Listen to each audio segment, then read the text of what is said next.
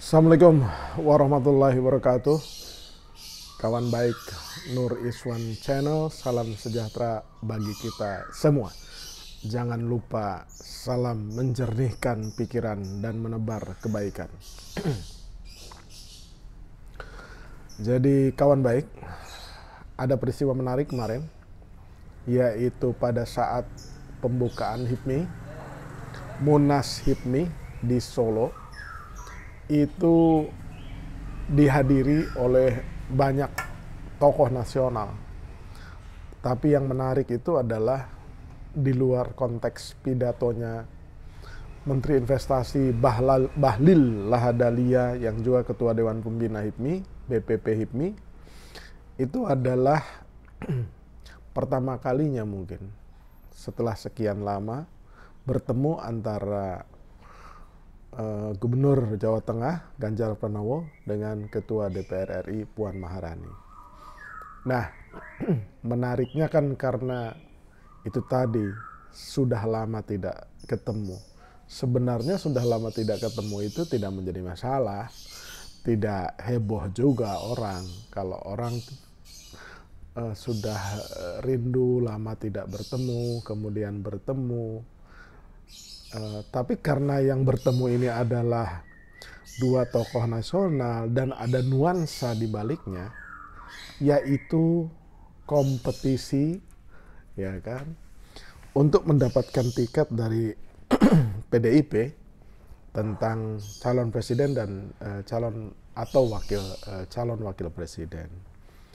Nah, sebagaimana diketahui ya, Mas Ganjar sudah lama digadang-gadang, bahkan orang banyak mengatakannya didukung oleh Pak Jokowi. Setidaknya dibuka ruang lah untuk di-endorse oleh Pak Jokowi atau pemerintahan saat ini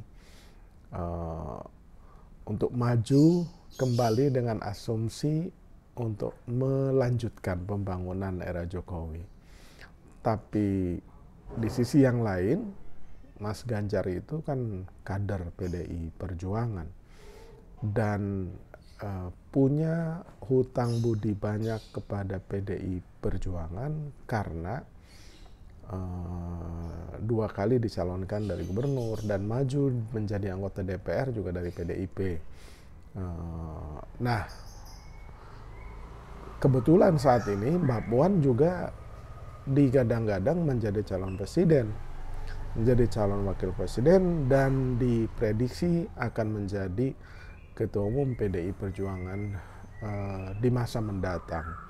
Nah, kompleksitas masalah inilah yang kemudian membuat kompetisi di antara Mas Ganjar dan Mbak Puan itu semakin menegangkan gitu. Tapi pertemuan kemarin itu ya salah satu momen untuk agar keduanya bertemu dan bersanding. Dan kalau dilihat dari gestur pertemuan ya kan, sebenarnya normatif saja. Normatif itu dalam pengertian begini, Mas Ganjar Pranowo sebagai Gubernur Jawa Tengah itu menjemput tamu-tamu di bandara maupun di stasiun kereta atau stasiun bis itu, atau melayani tamu-tamu penting di Jawa Tengah itu kan biasa aja gitu. Nah, kali ini Mas Ganjar menyambutnya di bandara bersalaman. Itu sesuatu yang wajar dan memang sudah seharusnya gitu. Jadi tidak perlu ditanggapi dengan bagaimana gitu kan.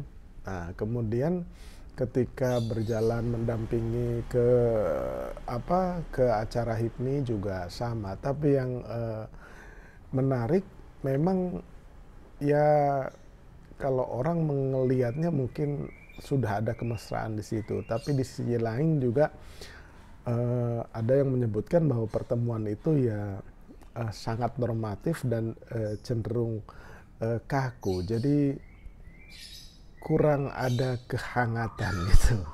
menurut sebagian orang. Jadi gesturnya itu ya gestur kaku, gestur seperti ada kompetisi untuk tidak mengatakannya perang dingin. Jadi kompetisi dingin lah di antara keduanya. Bahkan ketika Mbak Puan sepertinya mau pulang atau beranjak dari ruangan itu, yang diajak satu mobil itu malah Mas Gibran gitu kan. Kan akan makin seru tuh kalau yang diajak satu mobilnya itu Mas Ganjar, itu pasti heboh, bisa menandingi kehebohan pertemuan antara Mas Anies Baswedan dengan Mas Gibran tuh yang kemarin. Itu momen yang amat sangat ditunggu tuh. Kalau misalkan Mas Ganjar satu mobil, saya tidak tahu. Sejauh ini saya belum menemukan informasi atau kabar atau video atau foto yang menyandingkan Mbak Puan di dalam satu mobil dengan Mas Ganjar gitu. Itu yang pertama. Yang kedua, tidak ada foto berdua gitu. Videonya berdua, tapi jadi selalu keduanya itu bareng-bareng dengan yang lain. Ketika berdua itu tidak berdua saja, tapi bareng-bareng dengan yang lain. Nah, itu momen yang kedua. Momen yang ketiga, ketika Mbak Puan menyampaikan keterangan pers, yang mendampingi itu lagi-lagi Mas Gibran, bukan Mas Ganjar. Nah, kira-kira tafsirnya seperti itu. Kenapa juga ada rasionalisasi bahwa seperti ada kompetisi yang dingin.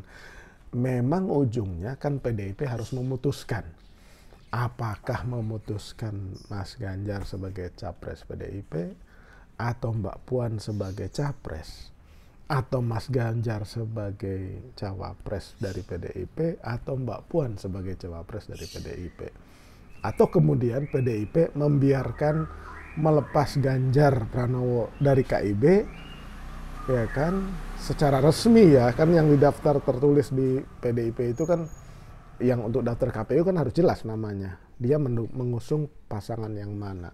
Apakah PDIP kemudian melepaskan Ganjar, mengikhlaskan dalam tanda petik maju lewat KIB, tapi PDIP-nya sendiri Mbak Puan. Kita tunggu sama-sama bagaimana nasibnya. Demikian kawan baik. Jangan lupa subscribe, like, share, dan komen. Terima kasih.